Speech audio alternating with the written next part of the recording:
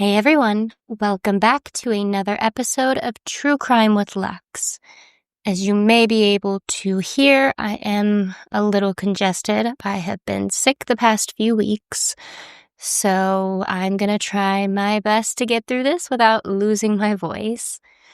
Now, today I'm going to talk about a crazy case, a case that has twists and turns that are very unexpected, didn't see coming, just to see the extent of what people will go to get attention, to make people feel sorry for them, it's a wild ride.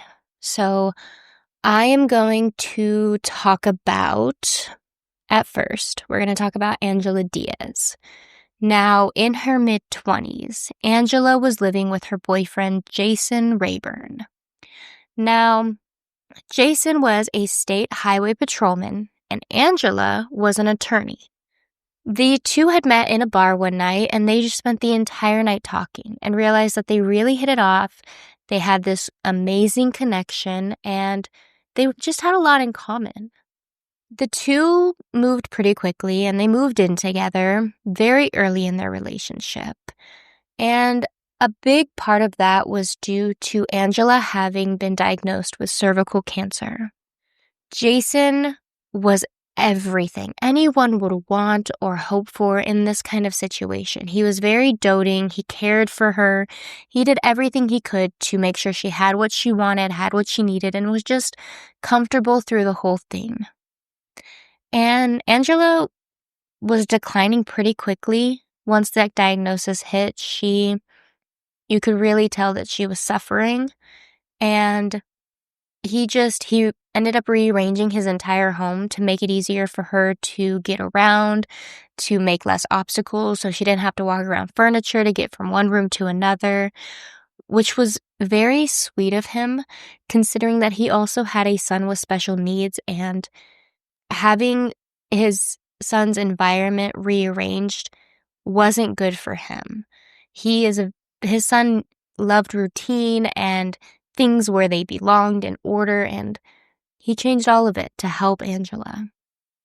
Doctors pretty soon started Angela on chemotherapy, and she was doing pretty good at the beginning. It seemed to be helping, and she soon started losing her hair, which is a side effect. And due to this, she didn't want to deal with it falling out on its own. She just decided, you know what? Just shave it. Shave it all off. I don't want to lose piece by piece. I just want to be done with it. Shave my head. And so that's what they did. Since Jason still had work, he cared for her when he could, but he still had very demanding hours at work, and he couldn't always be there for her. So a lot of the time, Angela would go to her appointments alone, but she would send pictures and message him or talk to him and just be like, this is what the doctor wants to do today, or I'm hooked up to my IVs, like keeping him informed of what she was doing in her appointments since he couldn't be there with her. Once they were both home, though, it would be him taking care of her and doing all the things that she needed him to do. Angela ended up meeting a woman at work named Mary, and they became fast friends. Mary said that Angela was just smart and somebody that you could talk about anything with. She said that Angela was always up for hanging out, no matter if she had an appointment or had just gone through chemo. She was always willing to spend time together or just do whatever Mary wanted her to do, like just hang out like friends do. Mary's son, who went to a Catholic school, even would tell Angela, like, every day I go to school, I pray for you. I pray that you'll get better. And it was a very sweet relationship. And Mary would make Facebook posts saying, pray for Angela. She's going through a hard time. This family just kind of took Angela in and was her friends, and they cared about her and they wanted her to be okay. However, it did get to a point where Mary kind of started questioning Angela's ability to be truthful. And she just felt like she didn't really know who Angela was anymore. She started noticing that Angela was doing things that you wouldn't expect people with cancer or going through chemo to partake in. She would still drink alcohol. Anytime that she went over to Mary's to hang out, she would bring her own bottle of wine, and in the time span of them hanging out, she would drink the entire bottle on her own. And that's not really heard of with people going through chemo. And Mary said that Angela would also eat all the time. Like, she hadn't lost her appetite. She wasn't sick. She wasn't frail looking. It was like she could be normal and had no, aside from hair loss, there was nothing else showing that would mean that Angela had cancer. So Mary kind of got suspicious, as like, you're living an awfully normal life with somebody who's going through all of this and saying that it's affecting you. Mary remembered at the beginning of their friendship that Angela was very open and honest with her and would tell her that Jason abused her, that he was an abusive man, and she was scared of him. Mary tried to help her like any friend would and tried to let her know, like, I will help you get away from him. You can come stay here. Like, I'll do anything I can to help you. But Angela would always say, like, no, I'm not going to leave him. I'm not going to do all of that. It's fine. And so it just wasn't really making sense to Mary that Angela was telling her all of these things, but she was doing the opposite of everything. It was suspicious. Now, Mary wasn't the only one who was kind of questioning what was going on lately. Jason also started having some questions because he was like, it doesn't seem to be like Angela's experiencing any of the things the doctors said that she would. She's, like I said, aside from the hair loss, everything else was as if she was healthy and didn't have cancer.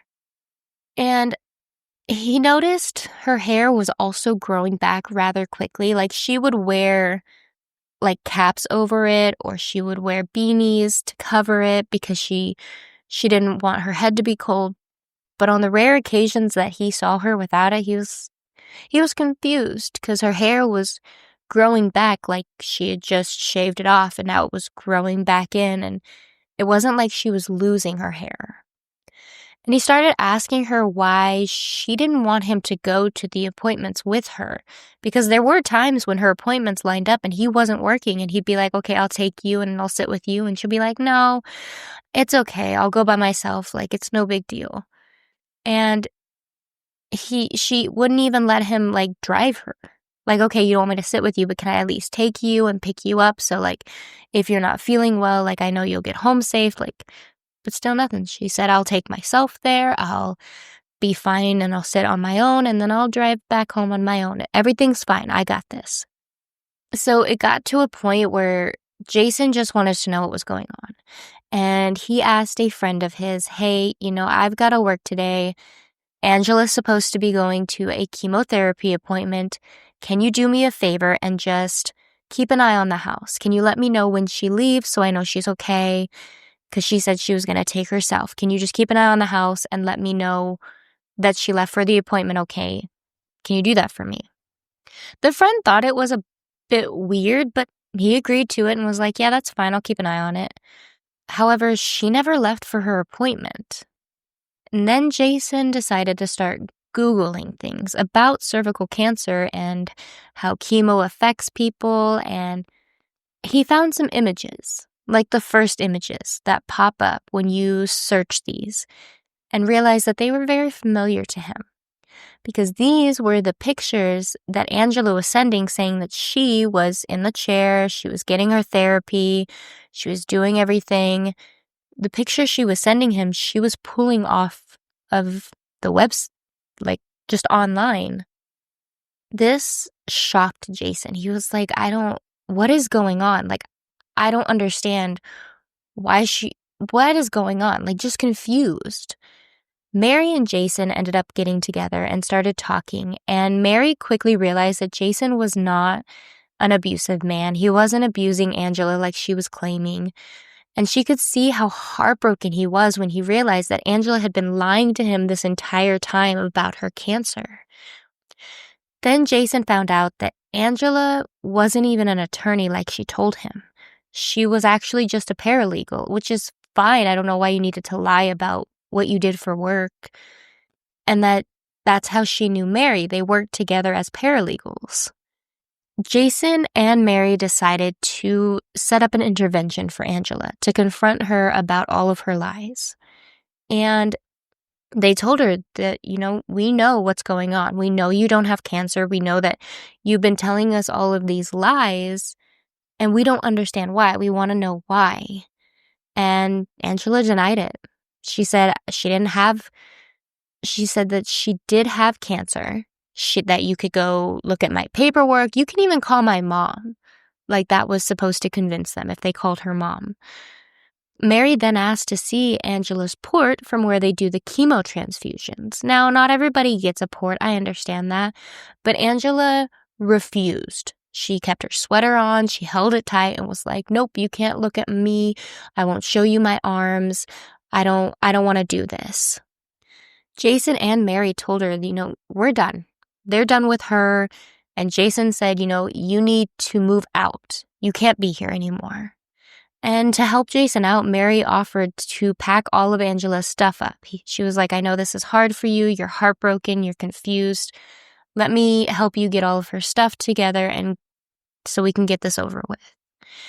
And in this process, she ended up finding tubes and tape that Angela was using in those fake photos that she was taking.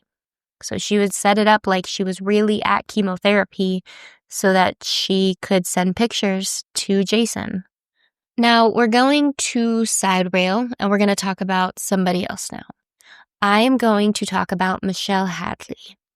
She was raised in Ontario, California with her parents, and she also had a younger sister. Now, Michelle was a track star and got a scholarship to Dickinson College. She ended up marrying her high school sweetheart, but it didn't end up working out. They didn't have a really good marriage, so after 4 years, they divorced. So she decided after some time to make a dating profile, kind of get back out there, move on with her life, and she ended up matching with a man named Ian Diaz. And they met for coffee in August of 2013. He was a U.S. Marshal who was handsome and charming, and they fell for each other pretty quickly. And Ian told her that he loved her by the second date, which most people would be put off by, but Michelle thought it was sweet, and she didn't think anything was wrong with saying it if that's how he felt. He was being honest. And by December of 2014, they took a trip to New York so they could see the lights, the big tree, and Ian proposed. Once back home in California, the two of them started to look for a condo so they could move in together and start their life. They found one that they both fell in love with in Anaheim. Now, Michelle was the one who ended up putting the down payment of the condo down, so she was able to do the $1,400 down payment. They had to wait a little bit. The condo wasn't quite move-in ready, so they finally moved in together in June. Now, they were excited for this new chapter in their lives to start their lives together as a couple. However, once living together, Michelle noticed a change in Ian. He wasn't the same person that she knew. He was acting different, saying things he had never said to her before. And Michelle was very much didn't like conflict. She was a people pleaser in a way, and she kind of just went along with things, didn't want to argue about them. And so when he asked her to leave her job, her good paying job that she absolutely loved, she did. She left it because Ian wanted her to work at Disneyland, where he used to work, where he still had friends. He loved it, and he wanted her to work there now. So she got a job in marketing at Disneyland. And because he used to work there, he still had a lot of friends that were there. So later, Michelle kind of wondered if her swapping jobs was more for the benefit of him having people to keep an eye on her, to watch her throughout the day, to know what she's doing, who she's talking to, where she's going. It wasn't a sweet thing that she thought it might have been. She even took a very big pay cut in order to work there. She lost $20,000 a year by taking this job over keeping the one that she already had and already loved. Ian then told her that he wanted her to start dressing sexier. And specifically, he wanted her to wear more crop tops, which is something that kind of shocked her because she was like, we've never had this kind of conversation. He's never mentioned anything about the way I dress or how I look. Now we live together and all of a sudden need to change how I look. He also wanted her to have acrylic nails at all times. She had to have her nails done all of the time.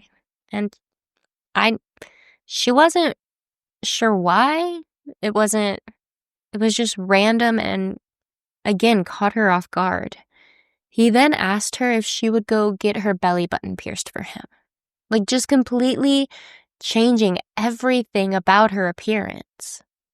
And it was just a lot of weird things, and it came out of nowhere for her because they'd never had these issues prior to living together.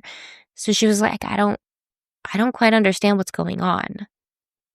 Michelle even got to the point where she felt like he was following her or having her watched by somebody, because when she was home alone and would run out to run an errand, he would immediately call her and be like, where are you? Where are you going? And she was like, how do you know I'm not at home? Like that kind of creeped her out because like I was just home. At the moment I left, you called to ask where I'm going. Like, how do you even know I'm going anywhere? I didn't say anything. And he'd ask all kinds of questions, like if she got home too late from work or something, he would ask like, where have you been? Who have you been with? What have you been doing? Like just very controlling over everything that she did. And it got to the point where she was like, I'm done. I can't do this anymore. And she packed up her stuff and ended up staying with her parents. She even had him barred from her school campus because she was scared he would show up at her classes. There was soon a legal battle because technically they both own the condo, even though Michelle is the only one who paid anything towards it. Both of their names were on it. So after being separated, they communicated through emails. And Michelle would send long emails you could tell that she was hurt and she was broken, and this was just one more thing on top of everything that had been happening. And it was just really hard for her. So these emails came across kind of probably not what she intended because she wasn't in a good place when she sent them. So one of these said, please explain to your real estate attorney that God's law is above all laws, including the law of man. You may try to hide behind the law of man, but it is a weak shield that will bend and crack against the sword of God. A lot of her emails leaned towards religion and God, and that is what she was very heavy in the emails that she would send him.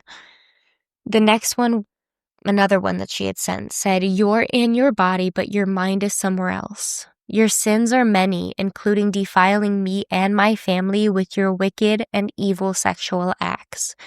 Your financial coercion and irresponsibility, your gluttony, your greed, your lust, your sloth, your rape, your envy, and most of all, your pride.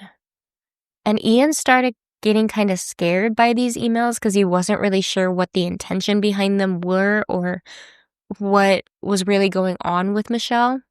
And so he tried to get a restraining order, but it got dismissed because she wasn't threatening him. His life wasn't in danger because of these emails. She was just hurt and expressing the only way she knew how at the time. Now, they ended up settling in court in November of 2015 for the condo, under the conditions that Ian would stay inside of the condo. He would get to live there, but he had 6 months to either put the title in his name alone or sell it. And if he sold it, They were to split the profit 50-50 and just cut ties, be done. That'd be the end of it. And they were both good with this, this works for both of us. We can move on. Sounds great. And they did. They moved on with their lives. They both started seeing new people. And Ian ended up meeting a woman on a dating app named Angela in January. And by February, literally a few weeks later, they were married. Angela was no longer lying about having cancer, and I couldn't really find anything if she had ever told him that she had done that. So, not really sure about that one. By May, Angela was pregnant with twins. She had a bunch of sonograms that she would show Ian, and she would show his parents, and she would show anybody that wanted to see the sonograms of their babies. So this relationship was moving very quickly, and they were just both excited to become parents. Like, even though things were moving quickly, it worked for them. They were good with it. Now, after finding out she was pregnant, Angela started receiving these emails. And these emails are from Michelle, Ian's ex. And they were also heavy with the religious beliefs and threats towards Angela and her unborn babies. And you can tell that Michelle was jealous in these emails, that she was hurt, that Ian had moved on so fast and had started this literal family in the blink of an eye. She was also sending photos along with these emails that were horrific to see. There were images of abortions, of women being sexually assaulted, things along those lines. And they were very disturbing for Angela to see those things when she didn't understand why any of this was happening. Angela told Ian what was going on, and they went straight away. They went to the police station to inform them, like, hey, I'm getting these scary emails and these horrific photos. Can we get a restraining order against her? And they were able to get the restraining order against Michelle pretty quickly because this time they had proof that their lives were in danger. She was also getting emails from men claiming that they were responding to her Craigslist ad, and Angela was super confused because she's like, I never put a Craigslist ad up for anybody to even be responding to, so I don't know what they're emailing me about. These ads had her home address on them. They had details like the kind of dog she had, the times of day that she would take that dog for a walk, the time of days that she would be home alone. It was just a lot of detail, scary detail that you don't want out in the public. And the purpose of these ads were going into detail about a rape fantasy. They were ads to hire for men to answer these rape fantasies that Angela was claiming to have, even though it wasn't her posting the ads. The restraining order went into effect on June 1st of 2016. Michelle was completely caught off guard. She was shocked when she was served with these papers because she was like, I don't know who Angela is. I've never met this woman. I don't know what's going on. What are you talking about? She told them that it wasn't her email address doing any of this. She said that she was concerned somebody had hacked into her email because she kept getting notifications that new email addresses had been linked to her account. And so she knew something was going on, but she didn't know the extent of what was happening. And she said that she even got an email from Craigslist saying, like, your email was used to make this rape fantasy ad. And she contacted Craigslist and was like, no. I did no such thing. I never put up an ad like that. It wasn't me. This is fraud. Like, this is wrong. But even with that, police didn't believe her. A few weeks later, Angela called 911 because she was attacked in her garage. She told them that the attacker tried to rape her, but she was able to get them away and they ran off. When police got there, they could see that something had obviously happened to Angela. She had bruises under both of her eyes. There were marks on her chest, on her neck, like she had been in some kind of fight or struggle, and her shirt had been torn open. So, believing that this was all connected to the Craigslist ad, Michelle was arrested that night because they figured she was the connection to why this happened. She was able to post her bail the next day, so she was able to walk out. The police, knowing this, went to check on Angela and inform her that Michelle was able to post her bond, so she is back out on the streets, just to give you a heads up. And Angela told them that she was even more convinced that this was Michelle that had done all of this to her, because while Michelle was in jail that night, she never got one email. Not solid evidence, in my opinion, but okay. Just because you didn't get an email in the few hours that she was in jail means that she's obviously guilty. Okay. An hour later, Angela ended up calling the police to tell them that she just received another email, but this time it was signed Jason Ray, as in her ex, Jason Rayburn. She said that she found another Craigslist ad saying to attack her while she walked her dog, and that no matter how hard she struggled, they were not to stop attacking her. The police were called back to the condo on July 13th. Angela said that there was a man that was lurking out by the window. She could see him outside. He was being suspicious. He was watching her. And when police got there, they did find somebody lurking around. It ended up being a 17-year-old kid. And he was honest with the police. He said, "I saw the Craigslist ad, so that's why I came here." And he showed them the ad that he was responding to. And I don't know if it's his age or because of the ad or what, but they sent him home. They said, "All right, thank you for being honest. You can go home now." Michelle was arrested again the next day. And police believe that she posted a threat to public safety because she was posting people's home addresses online. All of her devices were taken in. She was charged with stalking with a restraining order, stalking with criminal threats, and 6 counts of attempted rape. If she was found guilty for all of these, she would spend her entire life in prison. This time, in order to prevent her from posting her bail again, the bail was set to $1 million. And even with all of this going on, Michelle maintained her innocence. She was very adamant, "I am not behind any of this. I am not doing any of this." Even her parents knew she was innocent. They were like, "She couldn't do any of these things you're claiming she's doing." Michelle wrote letters to her parents the entire time she was in jail. Just constant communication with them, wanting to make sure they're both on the same page of like, where do we go from here? What do we do now? Her parents told her, "We don't have a whole lot of money, so our options are limited. We could either post your bail or we can get you a great attorney, but we can't afford to do both." And due to media and everything, a lot of the prisoners already knew what Michelle was being accused of doing, and so she wasn't treated very kindly in jail. But even with all of that, she said, "I'd rather have a great attorney. I will stick it out in here. I will do my best to survive in here. I just need a great lawyer to prove my innocence."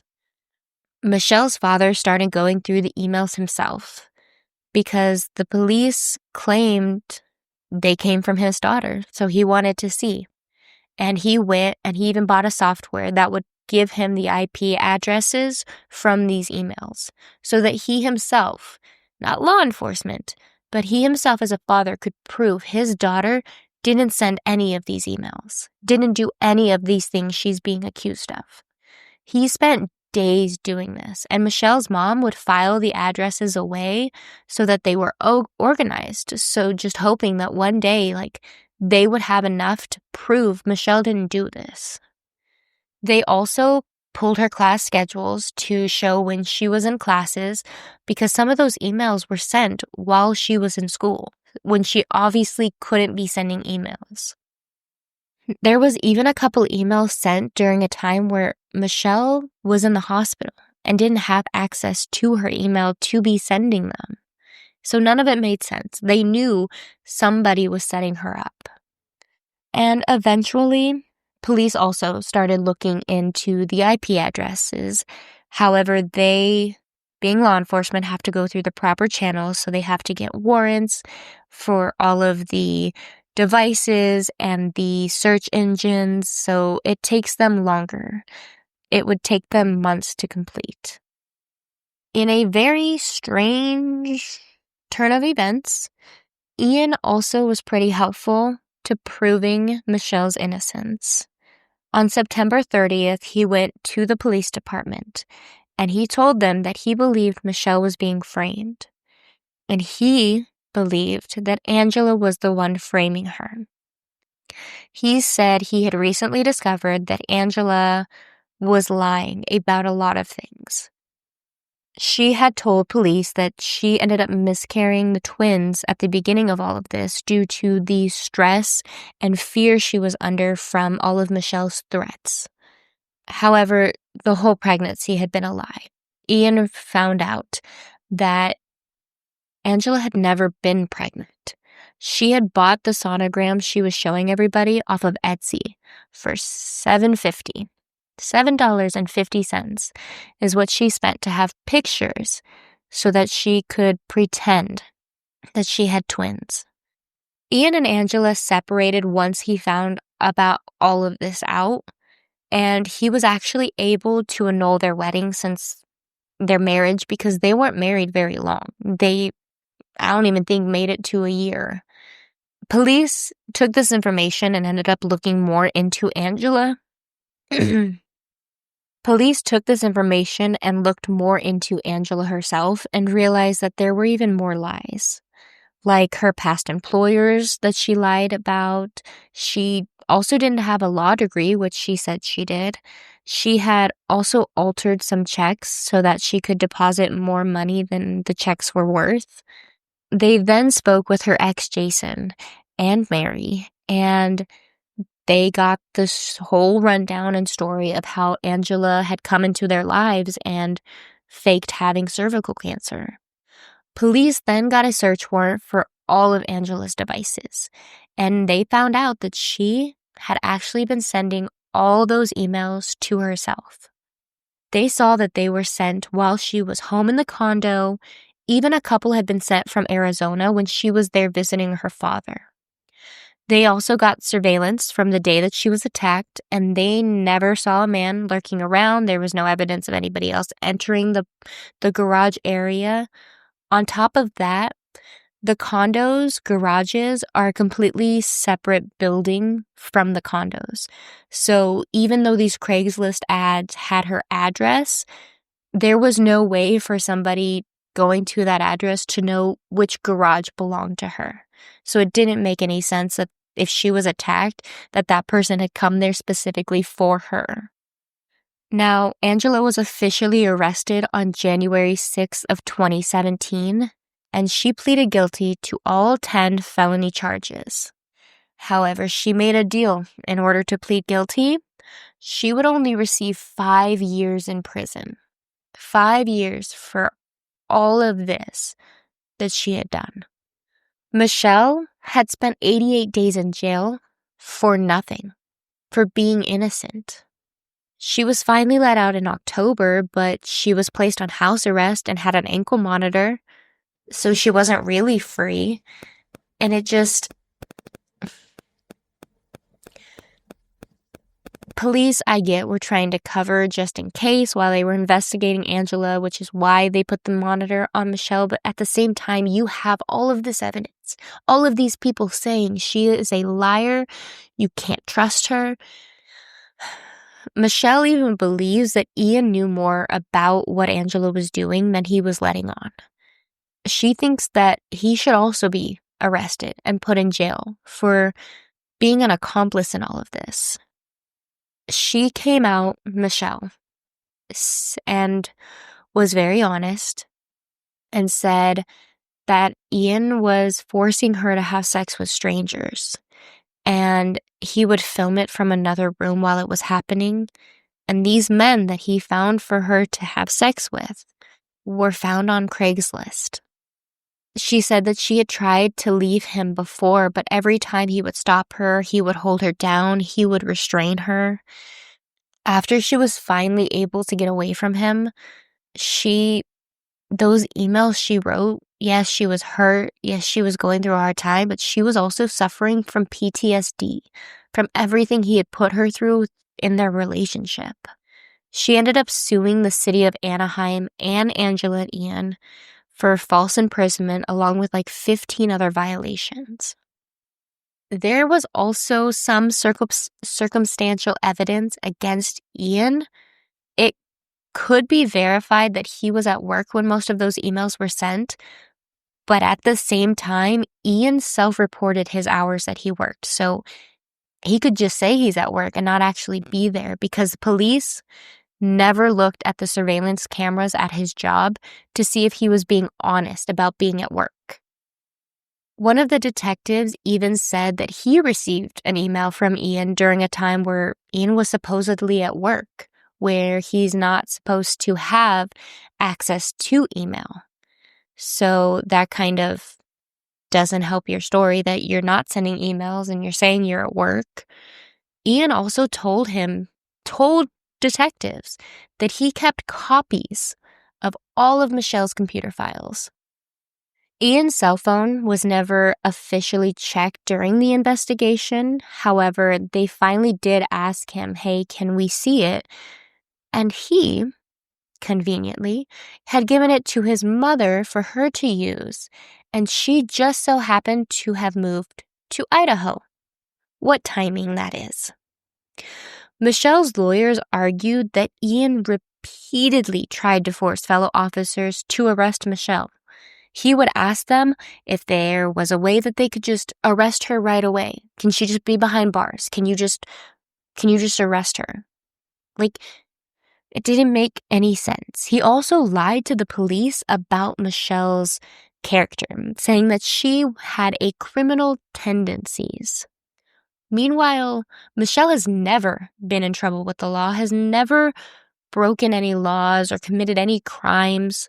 She had no record before all of this bullshit happened. The judge, he didn't see any of that. He didn't see the things Ian was saying about Michelle. He saw that Michelle was a victim who was falsely imprisoned because of people's lies.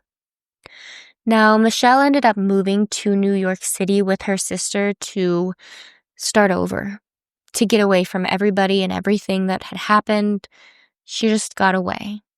And she never got any money from the sale of the condo because Ian did end up selling it and made almost $500,000. And she never got any of that money, even though the time that she was in jail, she lost her job. She couldn't pay her bills, so she was in debt. She's starting over in New York, and she never got any of that money. It's just one more fuck you from Ian, and it's horrible.